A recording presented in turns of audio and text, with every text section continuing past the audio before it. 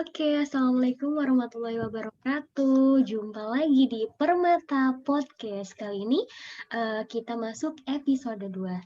Dan sudah ada di samping saya eh, guest ataupun tamu ya di Permata Podcast kali ini, dan kita akan ngebahas sesuatu yang ada sangkut pautnya dengan jiwa-jiwa kemanusiaan. Oke, baiklah buat teman-teman yang baru nonton atau baru menyaksiin Permata Podcast ya. Permata Podcast ini adalah obrolan seputar opini, pengalaman, dan pengetahuan dari orang-orang yang terdekat ya di sekitar kita.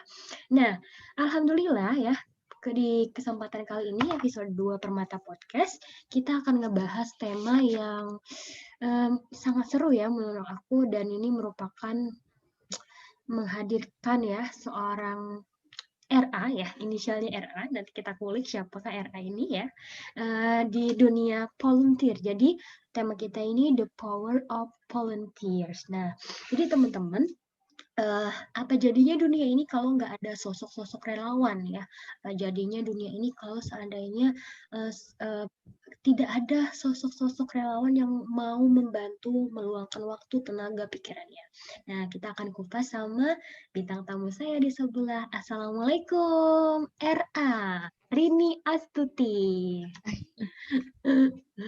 Waalaikumsalam Kak Dwi. Iya, Masya Allah, Kak Rini. Gimana nih kabarnya? Alhamdulillah sehat. Kak Dwi sehat? Alhamdulillah. Dan aku senang banget ya hari ini karena kita terakhir ketemu itu kalau nggak salah berapa ya? Waktu terakhir aku ngeliat Karini itu ngedongeng ya, Karini ya? Ngedongeng, aktif di dongeng, dan kita saling like-likekan aktivitas. Nah, sekarang kita mau coba nih gimana aktivitas Karini ketika sekarang kita akan ngebahas tentang tema The Power of Volunteer. Mungkin kita kenalan dulu ya, Karini, Boleh, jejak-jejak boleh. Karini ya di dunia volunteer. Mungkin bisa langsung aja Karini, silakan Karini perkenalannya. Oke, Assalamualaikum warahmatullahi wabarakatuh. Waalaikumsalam Salam. warahmatullahi wabarakatuh. Ya, nama saya Rini Astuti. Saya aktif di dunia relawan itu dari tahun 2015. Sampai saat ini mungkin 6 tahun lah ya. Ya, 6 tahun. Awalnya saya belum tahu tuh tentang dunia volunteer karena dulu saya tinggalnya di Lampung. Karena di Lampung itu nggak ada saya nggak pernah melihat tuh ada kegiatan atau aktivitas volunteer. Sejak saya kuliah, saya belum melihat juga gitu kan. Nah, terus pas saya sudah lulus kuliah dan bekerja, saya tuh ada melihat teman. Jadi teman itu suka update status. Nah, dia tuh suka membagikan bantuan seperti itu. Nah, dari situ saya melihat, oh ada ya aktivitas seperti ini. Nah, setelah saya melihat itu, saya mencari tahu tentang kegiatan volunteer dan akhirnya saya terjun di dunia relawan. Begitu sih awal mulanya, Kak Dwi.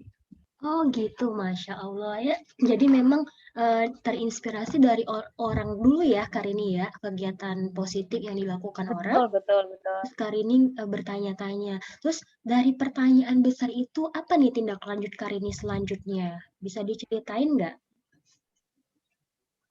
Ya, kalau itu sebenarnya saya nggak nanya langsung dari orangnya. Jadi teman saya itu kan update status. Saya lihat aja, oh iya ternyata ya ada kegiatan seperti ini, ada kumpulan anak-anak muda yang kegiatannya membantu sesama gitu. Nah akhirnya saya browsing-browsing, terus saya juga cari-cari tahu informasi dan akhirnya saya bergabung di beberapa komunitas di sosial untuk membantu masyarakat. Nah pertama itu saya bergabung di KBSI. Jadi kalau KBSI itu Komunitas Belajar Sejahterakan Indonesia. Aktivitasnya kami para relawan itu disebutnya PHP, bukan pemberi harapan palsu loh. Gimana tuh? Tapi pejuang harapan pelajar. Masya Allah. Ya, jadi kami para relawan itu atau disebutnya PHP, kita memberikan les gratis kepada anak-anak yang ekonominya menengah ke bawah. Terlebih kita khususkannya ke anak-anak jalanan, anak-anak putus sekolah, atau anak-anak pasien yang di RSCM. Gitu. Jadi kita ngajar secara gratis, kita setiap hari Minggu kita ngajar. Kalau misalnya ada beberapa titik yang di Jakarta itu memang anaknya rata-rata sekolah. Jadi kita hanya ngasih les gratis. Tapi kalau seperti yang di kayak anak-anak jalanan gitu kan, yang putus sekolah atau anak-anak putus sekolah karena sakit akhirnya masuk ke rumah sakit RSCM dari daerah-daerah, itu kita kasih les gratis juga, dan kita berikan paket C, ujian kesetaraan gitu. Jadi mereka itu kalau yang sakit gitu kan, mereka nggak hanya butuh sehat, jadi mereka juga butuh pendidikan gitu ya. Jadi ketika sekarang oke lah ya, orang tuanya masih muda gitu, orang tuanya masih bisa membimbing terus mereka yang lagi sakit. Tapi lama-kelamaan orang tuanya akan tua gitu kan. Kalau misalnya si anak ini nggak dibekali dengan pendidikan gitu kan, at least segalanya mereka bisa punya ijazah sampai SMA aja kan. Kalau untuk jenjang berikutnya nanti itu kita serahkan ke mereka sendiri gitu ya. Jadi kalau misalnya yang tadi anak-anak yang putus sekolah, anak jalanan, atau anak-anak yang sakit ini, kita daftarkan untuk kesetaraan, ijazah setara. Pendekatannya gimana nih Karini sama anak-anak yang mungkin dari keluarga marginal, dari lingkungan-lingkungan yang istilahnya harus keras ya, kan di lingkungan-lingkungan yang istilahnya harus kita rangkul dulu, itu pendekatannya gimana nih Karini, pengalamannya? Ya, pengalamannya. Kebetulan kalau KBS ini ada beberapa titik ya di Jakarta. Pertama itu ada di Menteng, di Manggarai, di Tanah Tinggi, sama juga di Cikini, dan ada juga di luar kota di Jogja dan di Padang. Kebetulan saya tempat-tempatnya pegang nih yang di Jakarta. Yang lumayan challenging itu di Tanah Tinggi, Johar, di Senen. Kenapa tuh? Iya, karena itu posisinya mereka itu tinggal di pinggir-pinggiran rel kereta api. Jadi kehidupan mereka agak keras ya. Jadi kehidupan mereka agak keras karena di sana rata-rata itu anak-anaknya penjual tisu, atau orang tua mereka tuh yang manusia gerobak gitu loh. Jadi yang mereka tinggalnya di gerobak gitu kan, mereka buat tenda-tenda yang di dekat rel kereta api gitu. Jadi misalnya ada Satpol PP, mereka diusir, nanti tahu-tahu beberapa hari kemudian ada lagi. Di situ yang lumayan cukup keras di Johar Baru. Karena apa? Karena mindset orang tuanya itu pasti hanya uang. Gitu ya.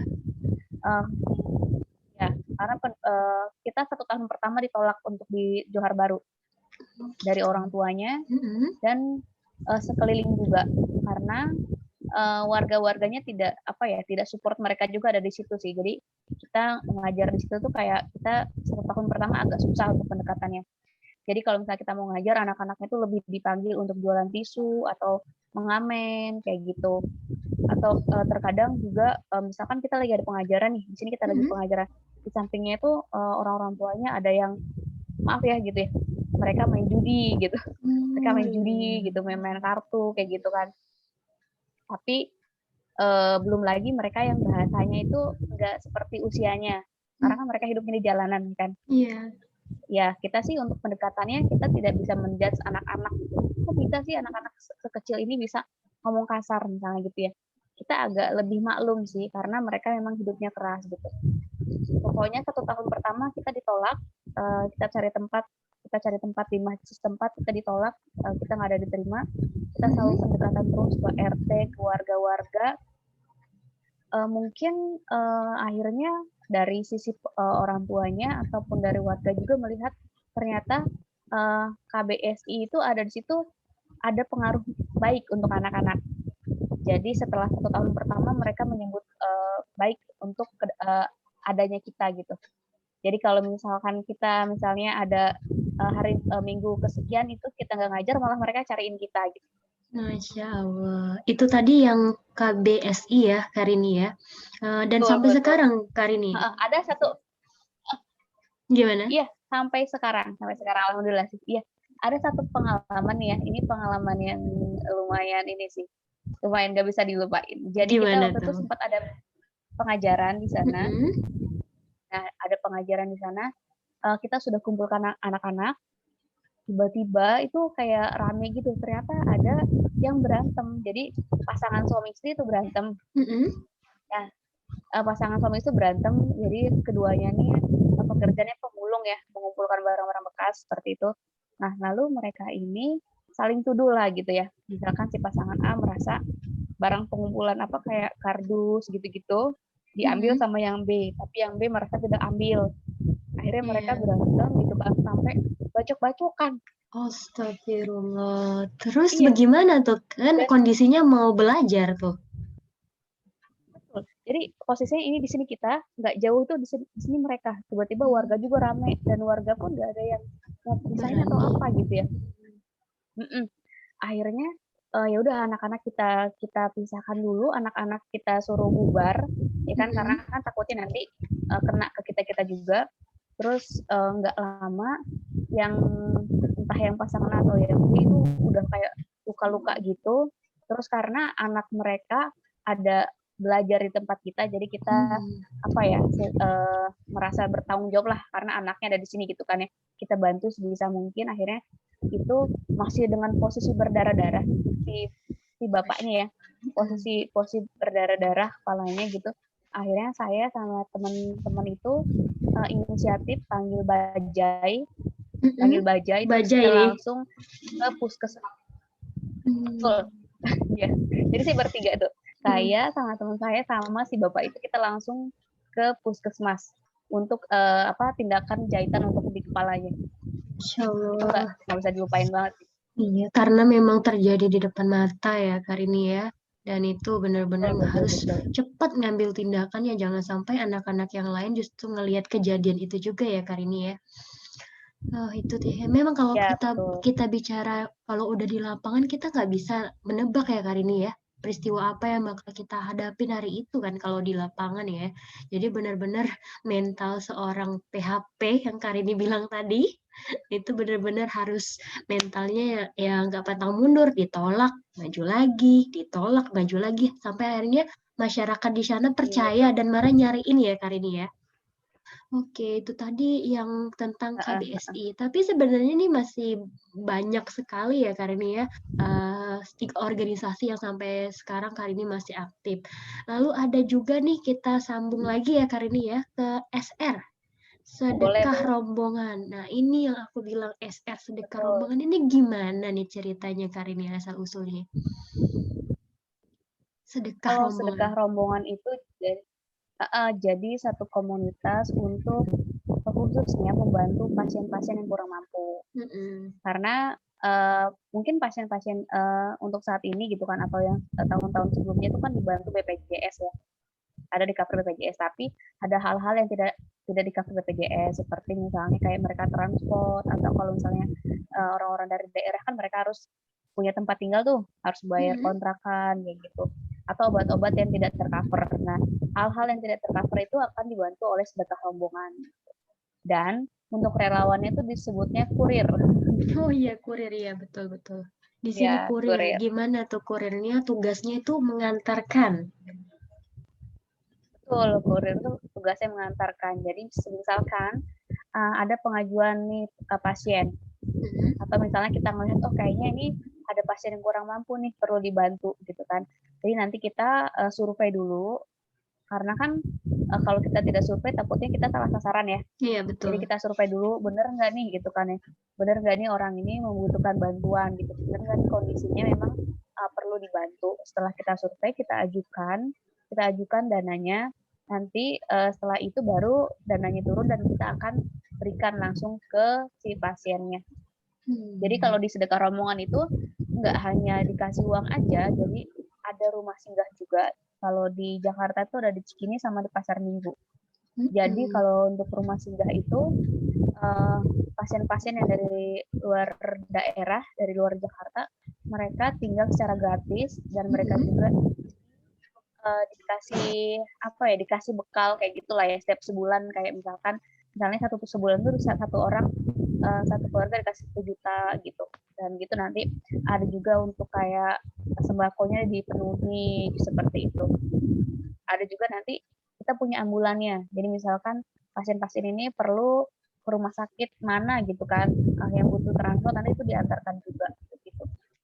Nah, kalau Dan untuk kalau di sedekah rombongan itu ya, dan di sedekah rombongan itu kalau saya ya dulu itu sempat aktif banget sampai ngelola nggak ngelola juga sih, kayak misalnya ngebantuin untuk pengurusan rumah singgahnya. Karena dulu ngekos di dekat Cikini, karena sekarang udah cukup lumayan jauh ya. Jadi kalau dulu itu misalkan sampai misalnya ada donatur ngasih beras nih gitu, atau ngasih pampers atau apapun lah bantuannya itu, jadi nanti misalnya di rumah itu ada 20 pasien. Gimana caranya ini bantuan kita atur supaya kita berikan secara rata untuk ke pasien-pasien tersebut. Gitu. Atau enggak secara adil lah gitu ya. Misalkan yang ada pasien yang udah dewasa kan misalnya mereka nggak butuh pampers, jadi pampersnya hanya butuh yang si anak-anak gitu. Maka kita bagi rata. Dan kalau di SR itu kalau ada di persyaratan SR itu dulu saya sampai ya ya dulu Karini itu lanjut. sampai nganterin jenazahnya, nggak nganter jenazah jadi misalnya. Jadi kalau waktu itu kan saking aktif ya, jadi kita tungguin gitu kan di RSCM gitu sampai beberapa pasien yang meninggal itu kita tungguin di sana sampai benar-benar si jenazahnya itu sudah diantarkan sama ambulan gitu. Iya, iya. Aduh, semakin ini baru ngebahas dua ini ya Karini ya, dua komunitas ataupun organisasi kemanusiaan yang Karini bahas ini sudah minder nih jadinya karena ngelihat waktu kita sama nih Karini ya 24 jam, tapi Karini memanfaatkannya benar-benar untuk sharing ya, untuk berbagi, untuk caring ya. Sharing is caring sesuai dengan moto Karini juga kan ya. Nah, dari Betul. dua organisasi ini dan masih aktif ya Karini, dua-duanya ya Karini ya? Betul ya, masih aktif. Iya, lanjut kita ke organisasi yang ketiga. Sok atuh Karini diceritain ke organisasi berikutnya yang Karini aktif, silakan. Yang ketiga itu tiba-tiba lupa ya, kemarin apa ya sebutannya? Yang ketiga yang Karini sharing itu Ayo Dongeng Indonesia. ya, yang barusan sering Karini update itu tentang dongeng nih Karini, gimana tuh? Betul. Kalau di Kok Ayo bisa Dongeng Indonesia Karini sebentar, kok bisa Karini yang tadinya ngebahas tentang pendidikan ya, backgroundnya untuk memberikan pendidikan, kemudian lanjut lagi ke bidang yang lebih ke arah kesehatan. Nah, sekarang ini ada komunitas dongeng Indonesia. Ini bagaimana ceritanya Karini bisa masuk juga ke ranah dongeng dan apa yang membuat Karini tertarik untuk bisa bergabung dengan komunitas dongeng? kalau untuk alasan dongeng kan karena sebelumnya saya emang suka dengan dunia anak-anak ya. Iya. Karena sebelumnya saya di KBS itu ngajar anak-anak. Nah, ternyata pas saya tahu ada dongeng dan saya pelajari lebih dalam, dari dongeng itu kita sebenarnya bisa menyampaikan materi-materi tapi kita kemas dengan baik gitu. Dikemasnya secara apa ya, enak gitu. Jadi anak-anak itu terimanya itu kayak kayak istilahnya kayak belajar sambil bermain gitu ya. Nah, karena dari situ akhirnya saya bergabung di Ayo Dongeng Indonesia. Karena di situ kan kita diajarkan untuk bagaimana kita menyampaikan materi itu secara baik, nggak secara baik aja ya, gimana secara menyenangkan gitu. Jadi anak-anak itu gimana caranya biar ngerasa, oh kita tuh nggak lagi belajar kok, gitu. Kita tuh lagi main misalnya gitu ya. Jadi kan kalau misalnya anak itu hatinya tenang gitu ya, kayak nggak merasa tertekan, mereka tuh akan lebih menerimanya tuh lebih mudah untuk materi-materinya. Dibanding kayak mereka misalkan nih, mereka nih merasa nggak suka nih, misalnya mereka nggak suka sama matematika gitu ya. Terus kita ajak belajar, ayo sini belajar gitu. Dengan kata belajar aja, mereka itu udah kayak, aduh gitu ya.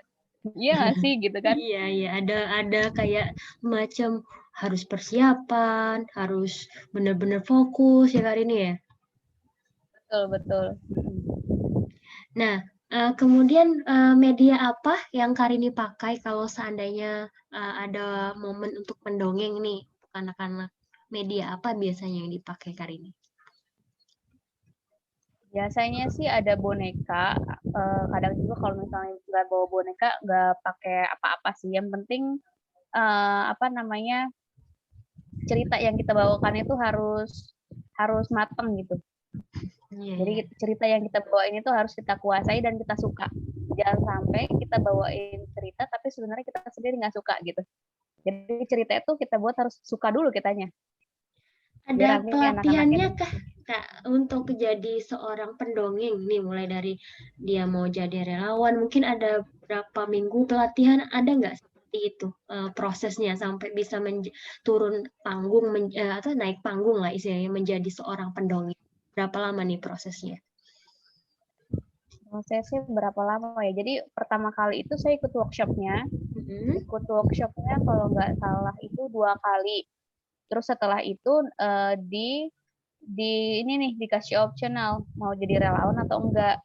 Nah dari situ masuk grup relawan dan dari situ kita tuh kayak sebenarnya kalau untuk belajarnya secara otodidak udah kayak kita dikumpulkan belajar bener-bener tuh enggak. Jadi kayak misalkan nih hari misalnya minggu depan mau ada event. Nah di event itu kita observasi dulu nih anak-anak barunya. Silahkan ikut observasi gimana sih dongeng secara langsung ke anak-anak gitu ya. Karena kan kalau misalkan untuk materi-materi itu kan kita bisa gampang ya browsing di mana-mana ilmu itu kan udah mudah banget didapetin gitu ya. Yang penting kalau di dongeng itu kita mentalnya dulu sih. Mentalnya dulu terus sama tadi materi-materi itu kita pelajari juga gitu. Ada untuk mentoringnya. Kalau mendongeng sendiri, Karini pengalamannya sampai sekarang sudah berapa nih event-event yang Karini pernah ikutin dan bagaimana nih ketika pandemi? Apakah juga bisa disaksikan via online seperti di media sosial atau gimana nih kalau seandainya ada anak-anak yang mau mendengar dongeng Karini? Kalau untuk offline-nya itu ada beberapa ya. Pernah di KPK, pernah di Kemdikbud, terus juga di panti asuhan, kayak gitulah ya, di tempat-tempat yang emang anak-anak gitu ya. Ada beberapa lah. Kalau misalnya untuk online-nya kemarin tahun lalu tuh ada beberapa aktif sih. Tapi untuk tahun-tahun ini karena maksudnya karena banyak pekerjaan juga, akhirnya belum ada sih kalau untuk yang sekarang. Iya, wah sudah banyak juga ya Kak kesempatannya untuk bisa menghibur anak-anak ya. Lalu kita ke kegiatan yang keempat nih, Duta Damai Indonesia. Itu gimana ceritanya untuk Duta Damai Indonesia ini? Segmennya apa aja ya? Lalu apa kontribusi seorang relawan atau seorang Rini Astuti di Duta Damai Indonesia ini? Gimana tuh Karini? Boleh sharing lagi Karini? Ya, kalau Duta Damai Indonesia ini dia relawan sebagai agen kebaikan untuk melawan hoax seperti itu sih singkatnya. Jadi kayak menyebar kebaikan kedamaian di dunia maya. Jadi kan kalau untuk saat ini tuh banyak banget ya hoax beredar ya. Misalnya berita apa gitu kan dibuat clickbait yang agar orang-orang itu cepat baca dan main share gitu ya. Dan ternyata itu beritanya nggak benar. Nah dari kita para relawan itu kita ngebantah untuk argumen tersebut gitu. Misalnya ada konten A ini konten hoax. Nah gimana caranya kita buat konten B yang menarik, yang anak-anak udah suka, tapi itu benar kenyataannya gitu. Kalau yang A itu salah gitu. Ini kenyataan yang sebenarnya gitu. Bisa Seperti itu, dicontohin nggak? Contohnya gimana Kak? Kalau misalkan kayak Kak nemu kasus gimana? misalkan nih, kalau sekarang kan yang kemarin sempat ramai vaksin ya. Vaksin katanya nanti jangan divaksin, nanti dikasih chips, nanti ya kan kasih chips Iya, model segala ada, macam pernah. lah beredar gitu ya. Nah, nanti itu kita buat konten yang melawan argumen tersebut gitu. Bahwa nggak bener tuh kalau kita vaksin dimasukin chip, nggak bener tuh gitu. Itu salah gitu. Tapi kita buatnya semenarik mungkin, gimana caranya orang-orang itu mau membaca untuk tulisan kita gitu. Iya, iya, sangat bermanfaat sekali ya, sampai kepikiran bisa ikut Duta Damai Jakarta ya yang Karini ikutin ini. Gimana nih, apa ya, Betul. inspirasinya seperti apa, ceritanya kenapa bisa tertarik untuk ikut organisasi yang di Duta Damai, Kak? Karena kan sudah banyak nih organisasi yang diikutin. Betul. Karena kan zaman sekarang gitu ya, untuk isu-isu atau berita-berita itu gampang banget orang-orang itu buat yang bohong gitu ya. Nah, kayak kadang-kadang tuh suka gemes gitu sih kalau misalnya lihat berita apa sih ini gitu kan, padahal kenyataannya enggak gitu ya. Itu suka kayak gemes sendiri gitu. Terus akhirnya cari-cari tahu, oh ada loh ternyata organisasi yang melawan hoax-hoax tersebut gitu. Jadi di Duta Damai Jakarta ini nggak hanya untuk melawan hoax aja, kita juga ada pelatihannya untuk untuk edukasi seperti pencegahan terorisme, radikalis seperti itu. Iya, dan Kak Karini sempat menjadi pembicara juga kan Kak di beberapa event ya, saya lihat di media sosial ya. Jadi Karini pernah memberikan materi-materi itu terkait apa Karini kalau boleh tahu? Yang Ya, Karini kalau yang kalau waktu itu sempet sama Kak Ayu, staf sus presiden, itu materinya terkait perbedaan. Jadi kan sekarang itu kan kita kalau beda dikit aja, kegesek dikit, kita udah saling sikut-sikut ya, udah saling marah gitu ya. Pokoknya zaman sekarang ibaratnya kelompok A nih, ada kelompok A sama kelompok B. Kelompok A bilang, lu nggak boleh beda, lu harus sama. Ada kelompok C, saya kelompok C beda, dia udah makin gesek, makin ini dah ya. Nah, jadi kalau misalnya, kalau itu ini sih, kalau yang pernah itu, jadi gimana caranya dengan perbedaan-perbedaan itu kita tuh malah jadi semakin semakin toleransi gitu, semakin saling dukung, jangan karena perbedaan akhirnya kita tuh saling serang, akhirnya kita saling nggak bersaudara gitu kan. Karena kan Indonesia ini emang banyak perbedaan gitu ya, nggak bisa kita samain gitu kan ya. Nggak bisa misalnya ada orang beropini gitu kan, beropini A, kita harus semuanya A gitu kan. Atau misalnya si kulit putih harus dengan si kulit putih, si kulit hitam sama kulit hitam kan nggak gitu ya, jadi semuanya kita tuh harus saling merangkul gitu sih.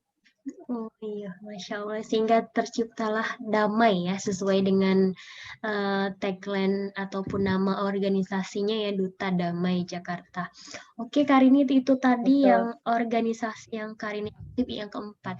Sekarang ada yang terbaru nih, tahun 2021, Sahabat Donor Darah. Benar Karini ya? Ya, Benar? betul.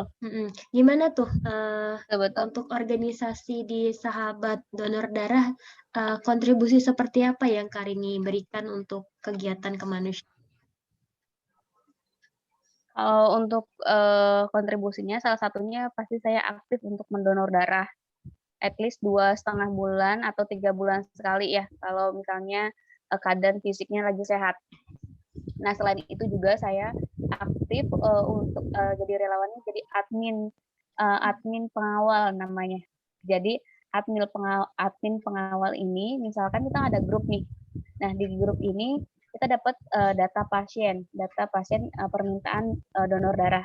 Jadi si data pasien ini nanti kita akan share di grup besar sesuai golongan-golongan darah. Nah, nanti itu kita share di grup, lalu kita juga berhubungan dengan keluarga pasiennya. Misalkan ada permintaan 10 kantong darah. Nah, nanti kita setelah share ke grup, kita minta tolong untuk ke member-member, siapakah untuk bulan ini yang jadwalnya donor, mohon bisa donor untuk pasien tersebut.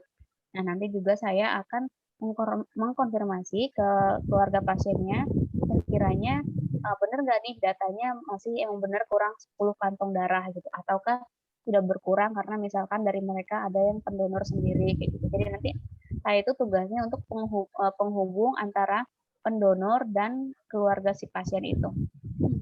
Pokoknya Berarti sampai permintaan darah itu tercukupi gitu. ini ada kerjasama dengan PMI nggak, Kak? Untuk Iya, data ada pasien, ada ya kan data kerjasama. Baik, Masya Allah, udah 5 organisasi aktif.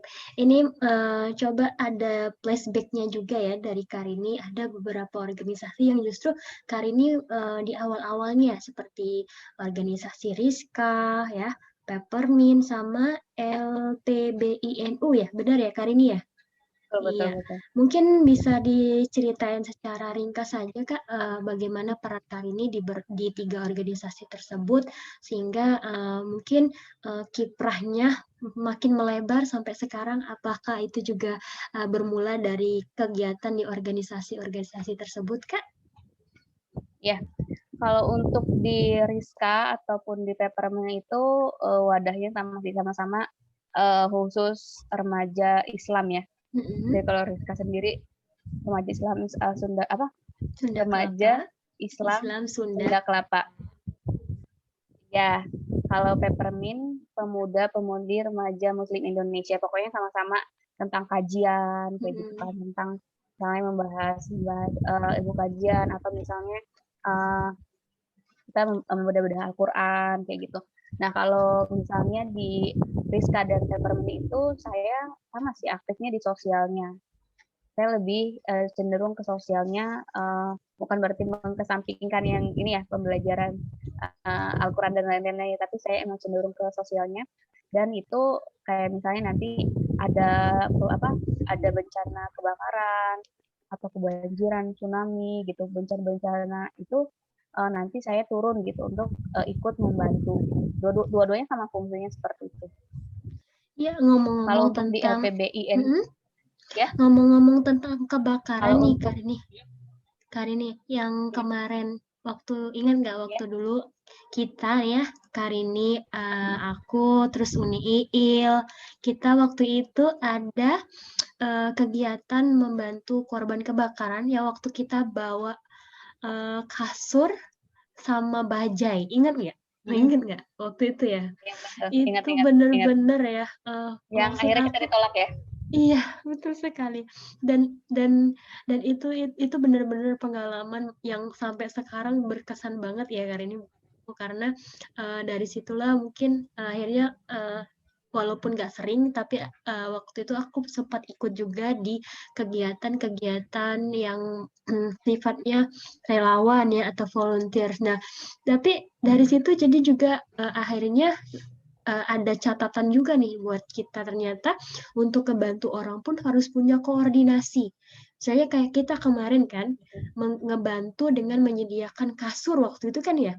Sampai bayangin kita 3 uhti ya, Karini, Uni Iil sama aku waktu itu ya. Lalu kita udah pesan bajai, udah dempet-dempetan nih bajai. Tiba-tiba pas sampai di sana, apa yang terjadi Karini? Kamu ingat nggak waktu itu? Ditolak sama ini ya pejabat setempat ya. Iya, jadi qadarullah ya, ternyata kita waktu itu mungkin ada miskomunikasi juga ya Karini ya, sehingga yang kasur-kasur itu akhirnya harus kita pindahkan ke korban lain yang mungkin waktu itu bisa menerimanya ya. Jadi ya kita nggak mungkin kita bawa pulang kan, kita udah bawa bantuan, ya udah akhirnya kita inisiasi, alhamdulillah ada yang bisa menerima korban di sana. Dan itu menurut aku ya ternyata memang harus inisiatif juga ya, entah itu naik bajai, entah itu naik kendaraan pribadi, kendaraan umum. Ya, salah satu cerita yang mungkin sampai sekarang masih bisa kita kenang ya Karini ya. Oke, baik Karini. Ini kan benar-benar sampai sekarang masih aktif. Itu bagaimana sih manajemen waktu Karini untuk bisa berkontribusi, kemudian dengan kehidupan sosial, kehidupan pribadi, sama mungkin di dunia kerja Karini sendiri gimana cara mengaturnya? Kalau untuk time manajemennya ya pasti saya untuk kegiatan itu tidak mengganggu pekerjaan, karena kan utama saya memang bekerja gitu ya. Kalau misalnya untuk kegiatan relawan itu, saya lakukannya di hari Sabtu atau Minggu, atau misalnya, kalau misalnya ada, webinar gitu gitu malam juga boleh gitu. Yang pasti tidak mengganggu pekerjaan gitu ya. Ataupun misalnya waktunya berbarengan sama pekerjaan, sekiranya pekerjaan saya di hari itu tidak begitu sibuk banget, saya bisa minta izin. Kebetulan emang kerjanya nggak terlalu sibuk gitu ya, saya bisa minta izin karena di tempat saya diperbolehkan gitu. Karena kebetulan atasan saya sudah tahu gitu kan dengan kegiatan-kegiatan saya. Nah, mau info aja nih Kak Dwi ya, dari kegiatan-kegiatan saya ini kan saya suka upload ya di sosial media ya. Iya. Misalnya setiap ya dibilang narsis lah ya gitu. It's okay lah kalau untuk Jadi hal pokoknya setiap kegiatan positif. itu jadi kenapa di-upload karena kan misalnya kita galang dana gitu kan. Jadi kan orang-orang tuh perlu tahu kan, oh ternyata bener nih penggalangan dana tersebut dilakukan untuk kegiatan ini gitu. Nah, tahun lalu mau info aja itu ada Kak Dwi tahu tuh nggak satu Indonesia Award? Satu Indonesia Award, ya pernah dengar tapi belum banyak informasi tentang itu. Kenapa ini Kak? Ya, itu dari dari Astra. Jadi Astra International itu dia punya program khusus setiap tahun sekali dia mengapresiasi anak-anak muda khususnya untuk yang mendedikasikan dirinya untuk kegiatan masyarakat, entah itu pendidikan, kesehatan, menciptakan suatu hal-hal yang baru gitu ya. Pokoknya banyak kategorinya. Nah, tahun lalu itu saya sempat dihubungi untuk dimasukkan ikut didaftarkan di nominasi satu Indonesia Award. Tapi memang belum beruntung ya karena kan pesertanya kan dari seluruh Indonesia kan. Banyak juga anak-anak muda yang lebih hebat-hebat tentunya. Jadi tahun lalu saya masih gagal nih gitu kan. Tapi tahun ini saya dihubungin lagi gitu. Saya coba apply lagi. Kalau misalnya menang gak menang kan itu ini ya bukan tujuan sih ya. Sebenarnya bukan tujuan itu, kalau menang ya alhamdulillah, nggak menang juga nggak apa-apa gitu kan. Setidaknya ternyata hal-hal yang sudah saya lakukan itu ada yang melihat ya ternyata gitu kan. Sampai saya diinfokan dan diajak untuk ikut daftar ke acara tersebut. Masya Allah. Ya memang ternyata kita tidak perlu mengejar sesuatu penghargaan, ternyata penghargaan itu sendiri yang ngikutin kita Karini. Iya, itu kan dari cerita Karini itu saya nangkapnya sih kayak gitu ya, sebagai istilahnya bonus lah ya. Benar kata Karini tadi, kita tetap sesuai dengan misi awal yaitu bonus ya. Tapi mudah-mudahan di tahun kedua ini Karini bisa menang. Mudah-mudahan, amin. Oke, ini menarik banget ya Karini, perjalanan Karini mulai dari terinspirasi, kemudian turun langsung nyari langsung kegiatan organisasi, kegiatan relawan. Ada nggak sih Kak titik jenuh ataupun aduh udah dulu deh atau aku mau break dulu? Pernah nggak sih terbesit pikiran seperti itu? Pernah pasti, namanya juga manusia ya, nggak mungkin manusia itu kan semangat terus gitu, nggak mungkin manusia itu paling ngeluh terus, pasti kan ada dinamika kehidupannya ya. Ada kadang semangat, ada yang kadang-kadang udahlah males gitu. Pernah ketika tahun berapa ya? Ketika tahun 2017 ke 2018. Di situ saya jadi kayak habis masa kerja gitu kan. Akhirnya saya nganggur gitu. Beberapa bulan saya cari kerja belum dapat kerjaan gitu, terus sampai ini sih ada mungkin kayak bisikan gitu. Kan selama ini katanya gitu ya, gitu. Katanya kalau bantuin orang nanti akan dibantu. Mana? Nggak ada tuh hasilnya. Udah bantuin orang banyak gitu kan, tapi nggak ada yang bantuin kayak gitu-gitu loh, banyak pokoknya kayak bisik-bisikan kayak gitu. Jadi di situ udah kayak lumayan ngendor, udah mungkin 1 tahun lah ya kali, 1 tahun nggak aktif dulu di mana-mana, terus sampai ketika mikir lagi gitu ya, loh kata siapa gitu ya, ini gue bukan ngebantu orang lain, gue hanya membantu diri gue sendiri gitu. Jadi ketika gue ngebantu orang lain, sebenarnya bukan dia yang perlu bantuan gue gitu, tapi emang gue yang butuh kebaikan itu gitu kan. Karena nanti karena ketika gue melakukan kebaikan, nanti kebaikan itu akan berbalas ke gue, bukan berbalas ke orang itu kan gitu. Jadi ya kenapa gue pikiran kayak gitu ya gitu. Jadi sempet ada kayak udahlah males gitu ya, karena kayak ngerasa kok hidup gue gini-gini aja. Katanya kalau kita ngebantuin orang, kita mau dibantuin orang nih. Katanya kalau kita ngebantuin orang, nanti kita akan dibantu oleh beberapa dari pintu mana aja gitu kan. Tapi kok kayak ada satu masa ngerasa kok nggak ada yang bantuin gue ya gitu sih. Terus padahal mungkin ya, iya, padahal mungkin bukan dari bantuin, tapi hanya karena kita ego aja kali ya. Hanya kita nutup mata gitu. Padahal mungkin banyak yang bantu, tapi kita nggak lihat itu gitu sih. Dan mungkin pada saat itu Karini lagi diuji. Jadi memang diuji nih, apakah istiqomah atau justru stuck di sana. Dan alhamdulillah buktinya sampai sekarang Karini masih aktif, masih terpanggil hatinya ya, masih memiliki hati yang mau memikirkan orang lain ya, mau untuk bisa mengerti penderitaan orang lain ya. Oke Karini, itu tadi seputar bagaimana Karini menghadapi masa-masa yang butuh pertanyaan ya, yang harus dijawab tentang kondisi kegalauan. Lalu gimana nih kita ngebahas tentang orang tua ataupun orang-orang sekitar Karini, itu bagaimana tanggapannya mengenai kesibukan Karini saat ini ataupun pada saat sibuk nih di dunia volunteer? Kalau misalkan kayak dari keluarga gitu ya, khususnya keluarga itu orang tua, kakak-kakak itu kayak terkadang mereka nggak sepenuhnya mendukung sih. Mereka nggak sepenuhnya mendukung karena mereka kira gitu ya, apa yang saya kerjakan itu uangnya punya saya kasihkan ke orang-orang. Mereka fokusnya ke situ. Padahal kita tahu ya, misalkan kita mau mengadakan sesuatu, kita tuh pasti menggalang dana gitu kan. Misalnya kita mau ngadain atau bantuan nih ke kampung A, itu misalkan butuh 10 juta gitu. 10 juta itu pasti kita akan galang dana gitu ya. Entah kita galang dana sosial media, entah kita masukkan proposal kemana-mana gitu kan. Nah, kalau kayak untuk orang tua atau kayak kakak itu kadang itu mereka mikirnya lu bantuin orang terus gitu kan, keluarga lu sendiri nggak dibantuin gitu. Jadi kayak mereka lebih fokusnya ke materi itu sih. Tapi saya suka bilang gitu, saya itu kenapa aktif ya gitu kan, bukan berarti pengen dibilang orang sok-sokan atau gimana gitu kan, biar dianggap apa enggak sama sekali gitu ya. Saya nggak butuh penilaian itu gitu ya.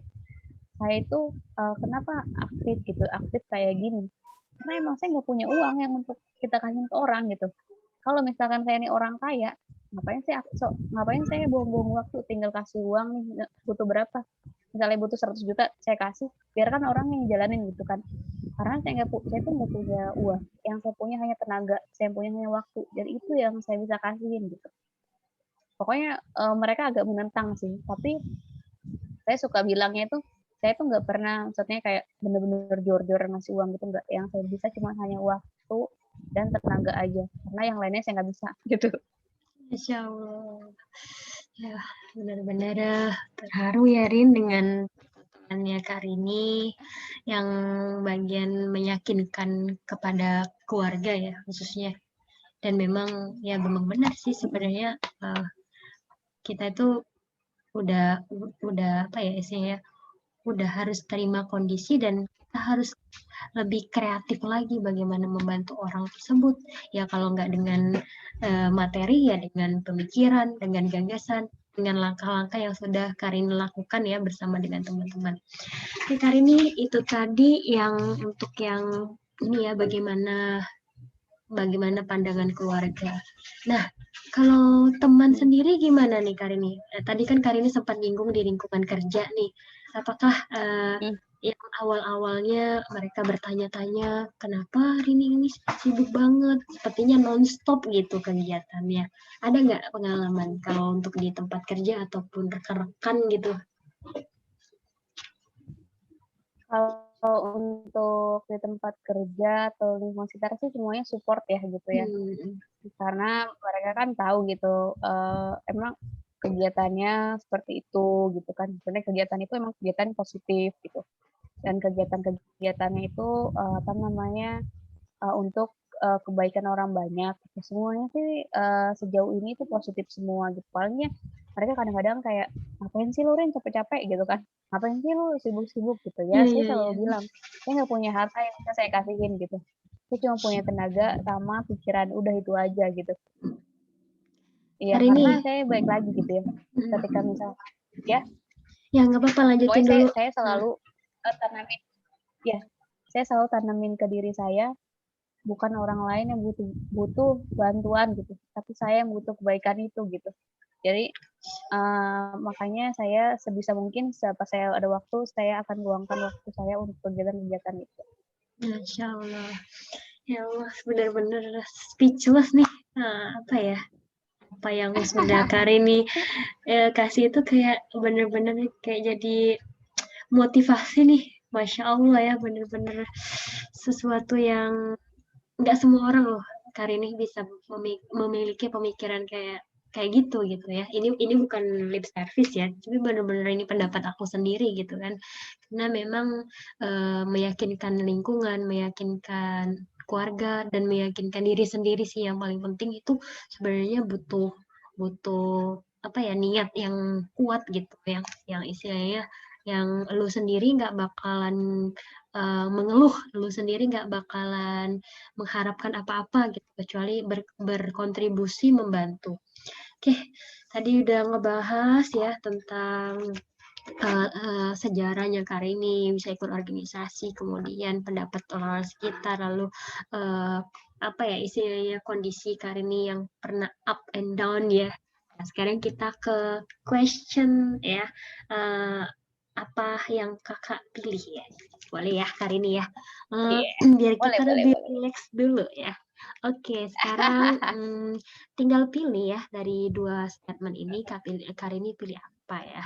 Yang pertama, untuk tahun ini, nikah atau volunteer dulu? Nikah dong, aduh. Oh, nikah. Oh ya, tapi nikahnya ketika nikah ya nanti tetap kan volunteernya ya untuk tahun ini. Ya, kenapa pilih nikah dulu? Karena yang selain untuk ibadah ya, saya untuk ibadah terus dirasa kayaknya memang sudah waktunya ya. Oh ya, oke. Next ya, amin. Kita aminin dulu. Dongeng atau traveling? Dongeng atau traveling? Traveling sambil dongeng, bisa nggak tuh? Berarti traveling ya. Betul sih, sambil traveling sambil bawa peralatan mendongeng ya. Jadi kalau ketemu sama event-event yang membutuhkan ya trauma handling ya, bisa tuh Karini langsung terjun ya. Oke, dikejar monyet apa dikejar bebek? Dikejar monyet udah pernah ya, dikejar bebek aja deh. Emang pernah dikejar monyet, kapok ya, dikejar bebek. Lagi naik gunung. Ya, oke ya, beneran. Oke. Sesama volunteer apa di luar volunteer? Maksudnya? Ya, jawab sesama aja. Volunteer. Ini sesama volunteer. Oke. Oke. Next ya. Dibilang manis apa dibilang pinter? Pinter deh. Pinter. Didiamin atau mendiamkan? Mendiamkan. Mendiamkan. Oke. Belanja atau masak? Sorry, sore nggak kedengeran gimana? Belanja atau masak, Karini? Belanja. Belanja. Oke. Udah itu aja sih sebenarnya, pertanyaan yang santai aja ya. Kirain tadi habis belanja mau dikasih ini voucher sama Kak Dwi. Amin, nanti ya habis voucher belanja enggak ya. Oke, ya udah Karini itu tadi bercanda ya. pertanyaan-pertanyaan yang untuk dicatat ya, siapa tahu bisa jadi doa. Dan satu sih pertanyaan yang masih tersisa nih buat Kak Rini. Seandainya Kak Rini suatu saat ya bisa membuat sebuah organisasi yang Kak Rini dirikan sendiri ya, organisasi kerelawanan. Organisasi kerelawanan seperti apa yang mau Kak Rini buat dan sasarannya itu siapa? Enggak. Ya, kalau punya kesempatan ya, saya kayak pengen punya kayak panti asuhan gitu loh, kayak nampung anak-anak, terus Masya Allah. Pokoknya kegiatan-kegiatan tersebut itu lebih sasarannya ke anak-anak sama ke perempuan. Jadi kalau ke anak-anak pasti kan kayak anak-anak perantar atau anak yang tinggalkan orang tuanya. Nah kalau perempuan-perempuan ini misalkan kayak zaman sekarang kan banyak ya kekerasan di rumah tangga tuh. Kalau kayak di kampung tuh banyak banget ya. Di kampung saya gitu kan banyak perempuan-perempuan di daerah itu udah di di KDRT sama suaminya itu pokoknya dibilang itu imam yang tidak baik lah gitu ya. Tapi perempuan-perempuan ini masih tetap bertahan karena cuma alasannya kalau saya pisah sama dia saya kayak gimana gitu kan. Nah kayak gitu sih itu kayak kayak sempat kepikiran gimana ya punya satu kegiatan gitu kan untuk maksudnya ngedukasi ke perempuan-perempuan dimanapun gitu kan bahwasanya kita itu bukannya untuk menentang laki-laki ya, maksudnya kayak kita itu berhak menentukan kebahagiaan kita sendiri gitu loh, jangan sampai kita menggantungkan kebahagiaan kita sama si laki-laki ini, jangan sampai kita udah disiksa, tidak diabaikan segala macam, tapi kita masih aja bertahan gitu kan, banyak kayak gitu sampai KDRT sampai parah-parah kayak gitu. Tapi orang-orang tersebut masih bertahan itu alasannya. Kalau saya pisah sama dia, nanti hidup saya seperti apa gitu. Padahal kan kalau kita usahakan kita bisa ya gitu. Karena maksudnya kayak ya setiap manusia kan dikasih rezekinya masing-masing kan. Nggak hanya dari si suami itu gitu loh. Pokoknya intinya anak-anak sama perempuan gitu sih. Ini concernnya ke sana ya. Nah, Masya Allah. Mudah-mudahan Karini impikan ya, atau yang kita ucapkan malam ini bisa menjadi sebuah kenyataan suatu hari nanti ya Karini ya. Amin. Dan mudah-mudahan apa yang sudah Karini lakukan untuk banyak orang itu insya Allah akan kembali kebaikannya kepada Karini dan keluarga Karini. Insya Allah. Amin. Amin. Hari ini boleh nggak kasih satu tips untuk teman-teman atau pesan ya untuk teman-teman yang mau menjadi volunteer atau relawan, apa sih pesan Karini? Kalau pesan dari saya ya, yang pertama jangan ngarepin apa-apa sih, satu. Karena tapi nggak munafik ya, kalau di awal-awal itu mungkin ada kayak rasa pengen diakui, pengen kayak dikasih pujian, itu mungkin di awal.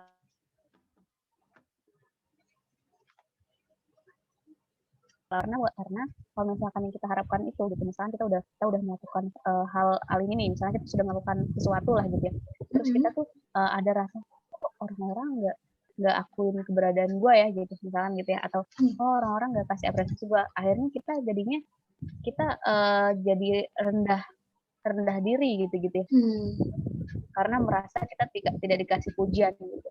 Dan ingat lagi gitu kan, jangan merasa kalau kita ngebantu orang, kalau saya selalu pikirnya enggak gitu, gue nggak bantu orang, gue hanya ngebantu diri gue sendiri gitu. Jadi kata-kata itu agar saya nggak jumawa gitu, tidak kayak merasa lu udah gue tolong, lu makasih dong sama gue kan, kayak gitu ya misalkan gitu. Jadi pokoknya saya selalu menekankan di dalam diri saya, gue nggak ngebantu siapapun, gue hanya membantu diri gue sendiri. Jadi saya nggak ada rasa pengen dipuji, nggak ada rasa pengen apa gitu, mau orang bilang apa kayak bodo amat gitu kan, yang penting ini masih di jalur yang benar ya gitu kan, kecuali memang kalau misalnya jalurnya udah salah dikasih orang ya mungkin itu untuk koreksi gitu ya.